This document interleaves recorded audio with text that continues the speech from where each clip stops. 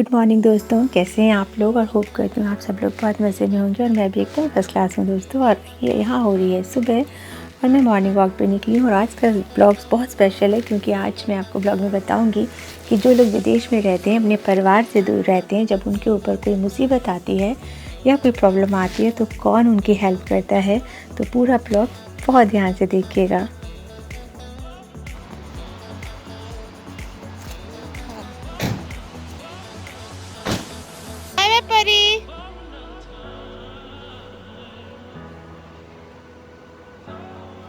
तो परी स्कूल जा चुकी है और हनी भी स्कूल चली गई है।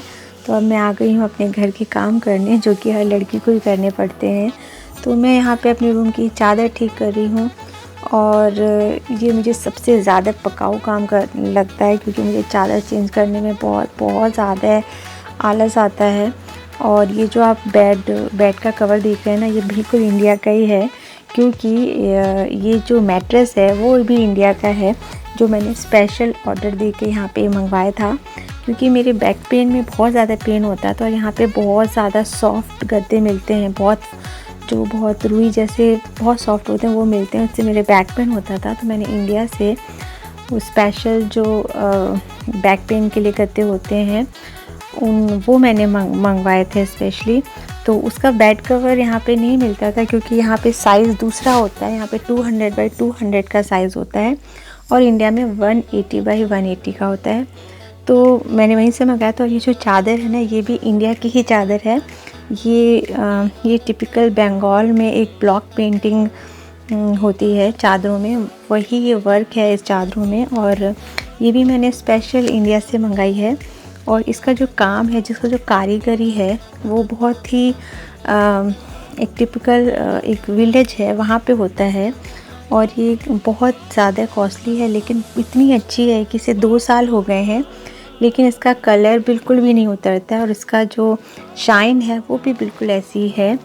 और एकदम जो ट्रेडिशनल वर्क होता है वो दिखता है, बहुत बारीकी का काम है इसमें ब्लॉक पेंटिंग का।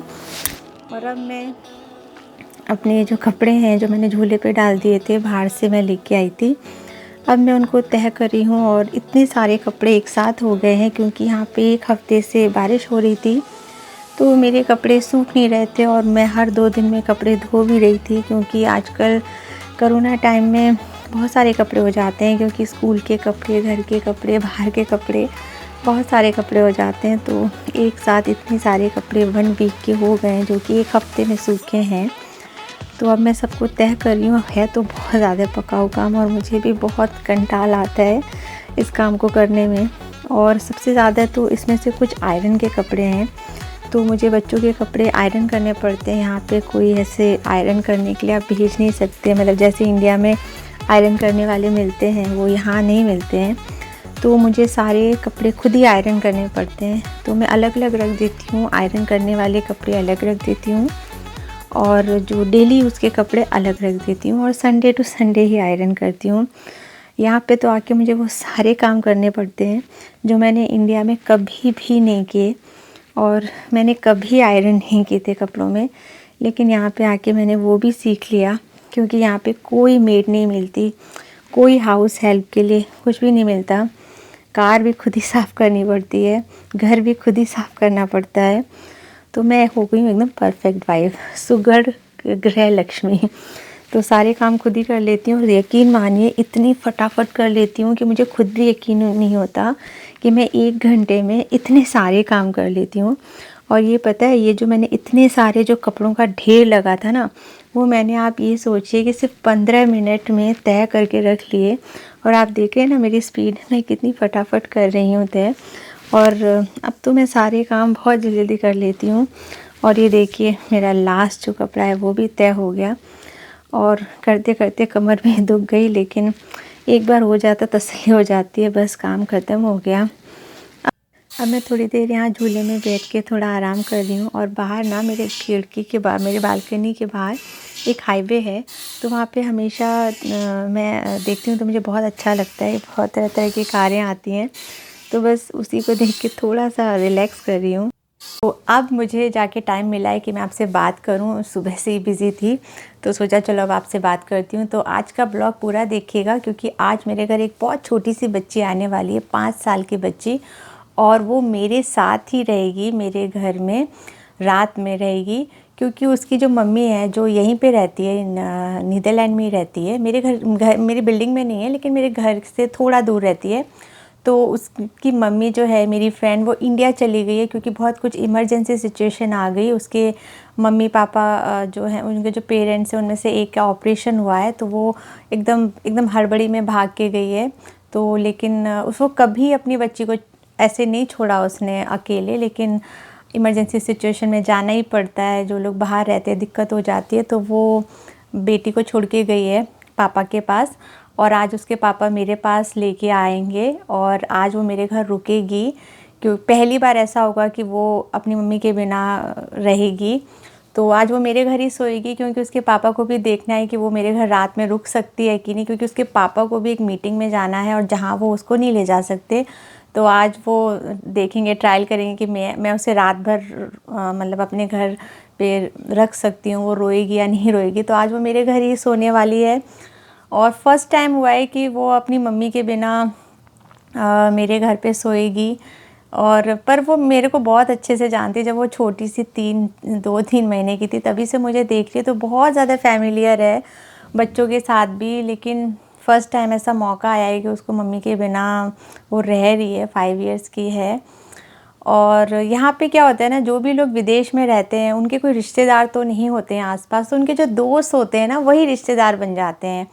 आपने कई बार आप लोग पूछते हो कि जब फॉरेन में आपका कोई रिश्तेदार नहीं रहता तो कोई भी ऐसा टाइम आता है, अच्छा बुरा वक्त, तो आप लोग कैसे मैनेज करते हो।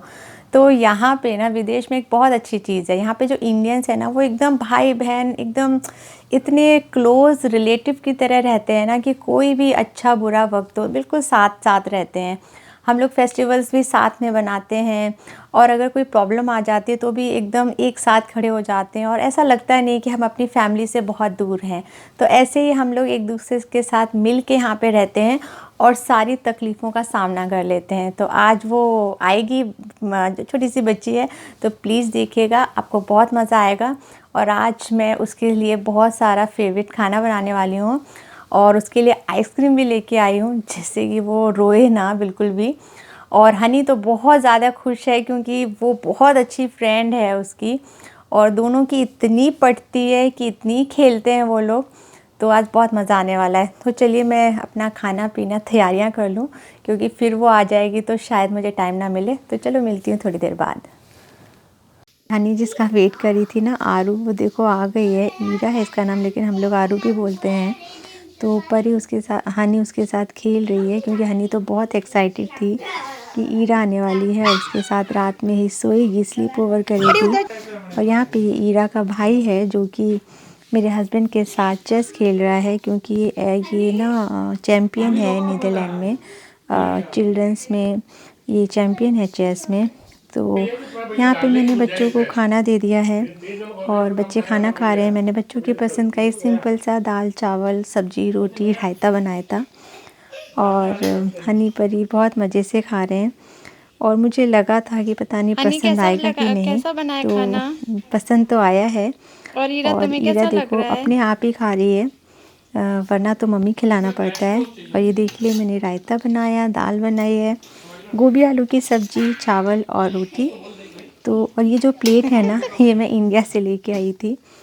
और क्योंकि ऐसी प्लेट्स में बच्चों को खाना देने में इजी रहता है क्योंकि इसमें अलग अलग बना रहते हैं पोर्शन। और अब खाने के बाद दिया है मैंने आइसक्रीम। आइसक्रीम मैंने इसलिए दी थी कि ईरा खुश हो जाए और आइसक्रीम खाने में इतना ज़्यादा मगन हो जाए कि मम्मी को याद ना करे। तो मैंने ईरा की पसंद की आइसक्रीम लेके आई हूँ और ईरा बहुत मज़े से खा रही है। अच्छा, तुम लोग रूम के बाहर जाओ, ईरा अपने कपड़े चेंज कर रही है क्योंकि अब सोने का टाइम हो गया है। तो हनी परी और ईरा, अब मैं यहाँ पे ईरा के साथ थोड़ी सी मस्ती कर रही हूँ और ईरा बहुत खेल रही है मेरे साथ। और मम्मी की तो बिल्कुल याद नहीं आ रही उसे, और मेरी भी यही कोशिश है कि उसको मम्मी की याद ना आए।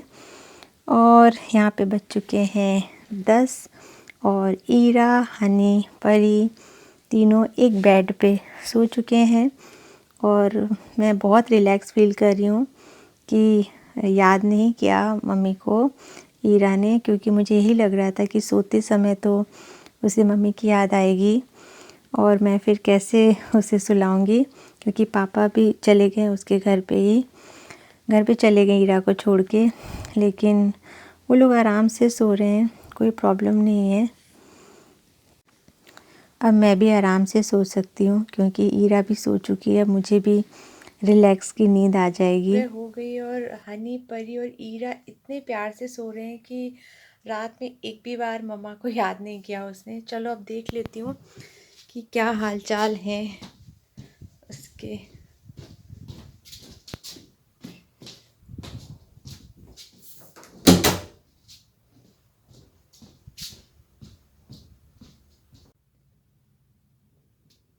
यहाँ हनी परी को उठाने आई हूँ और ईरा को भी, क्योंकि तीनों का स्कूल है और ईरा के पापा भी आ रहे होंगे उसे लेने, क्योंकि ईरा को स्कूल जाना है। और तीनों एकदम मज़े से सो रहे हैं। और अब देखिए उठाती हूँ। मैंने हनी को उठाया है और हनी को बोला है कि ईरा को भी उठाए, और पर ईरा को तो उठने का मन ही नहीं हो रहा है। पर हनी मेरी बेटी उठ गई है, वो सबसे जल्दी उठ जाती है। और उसके बाद मैं ईरा को उठा रही हूँ और हीरा को जैसे उठाया वो हनी से जाके और चिपक गई। और हनी और ईरा की तो बहुत ज़्यादा पड़ती है, बहुत ज़्यादा बहनों की तरह रहते हैं। और हनी को तो लग रहा है जैसे छोटी सिस्टर ही मिल गई है, उसे एकदम बच्ची की तरह ट्रीट करती है। और उसके बाद हीरा फिर से जाके सो गई, उठ ही नहीं रही थी वो हीरा। फिर भी मैंने रेडी कर दिया है, अब वो जा रही है स्कूल ईरा। और मेरे हस्बैंड उसे नीचे छोड़ने जा रहे हैं और वो अपने जूते वूते पहन के जा रही है, अपना बैग भी साथ में लेके आई थी वो। और कैसे बीत गई शाम और रात कैसे हो गई पता ही नहीं चला। और हनी भी उसको बाय बाय कर रही है, क्योंकि अब हनी को भी रेडी होना है स्कूल जाने के लिए। आज का ब्लॉग यहीं पे ख़त्म करती हूँ और आरू चली गई है अपने घर। और इतनी मस्ती की, बच्चों ने इतनी मस्ती की और आरू को तो बिल्कुल याद ही नहीं आई अपनी मम्मी की। और हमें भी बहुत अच्छा लगा, क्योंकि कुछ अलग सा हो जाता है जब कोई हमारे घर आ जाता है, कुछ डिफरेंट सा माहौल हो जाता है। तो होप आपको ये मेरा वीडियो बहुत अच्छा लगा होगा, और अच्छा लगा हो तो लाइक कर दीजिएगा, अगर बहुत अच्छा लगा हो तो शेयर कर दीजिएगा। तो अब मिलती हूँ अपने नेक्स्ट ब्लॉग में, तब तक के लिए बाय बाय।